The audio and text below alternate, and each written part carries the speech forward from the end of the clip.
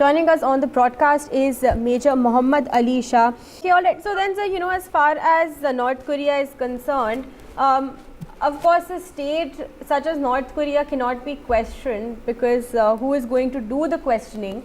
So then, sir, what do we take of this and the kind of threat that this test is going to be for the rest of, the region? Well, people would certainly take North Korea more seriously, which they do. They would perhaps fear it more.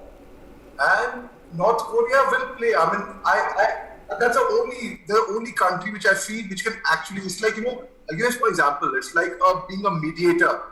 Or in case we have a fight with somebody, we have someone who interferes and calls for a patch-up. So North Korea can play that part here, and most, especially when we have someone who is very powerful, who's trying to get a patch-up done. So I think North Korea once again will play a very important part over here. Okay, all right. So then, sir, this missile test that has now taken place, is this going to be a first in a series that is going to follow? Because with the COVID-19 crisis, of course, everything was on hold.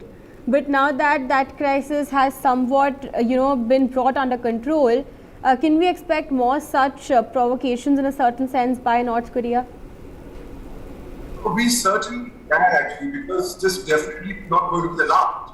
And every country, they have a right to go after their security and test whatever weapons they want. But it's up to the others how the person has. So I certainly think that North Korea will continue. This is not going to be the last, for sure. They will just fire some other affairs very, very soon.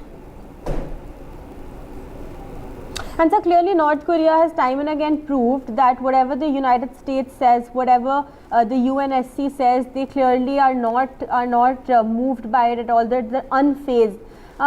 So then what do? I mean, on one hand, you have a security situation that is unfolding in Afghanistan.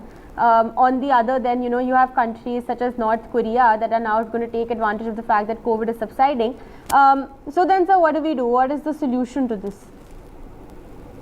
Actually, the solution is again a dialogue. One has to try getting through and meeting them, having diplomatic talks.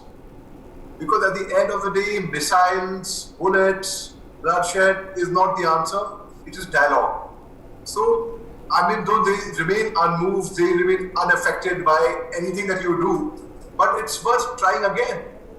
There is no other way. But let's prepare, hope for the best, but prepare for the worst, I would say. Okay, so then this particular missile, sir, that has been fired, it says that this missile has an ability to hit targets 1,500 kilometers away. So then, which are the countries that now need to keep an eye out for North Korea's misadventures? Oh, that is that's quite a long distance. But again, all the neighboring countries of Korea, they have to keep.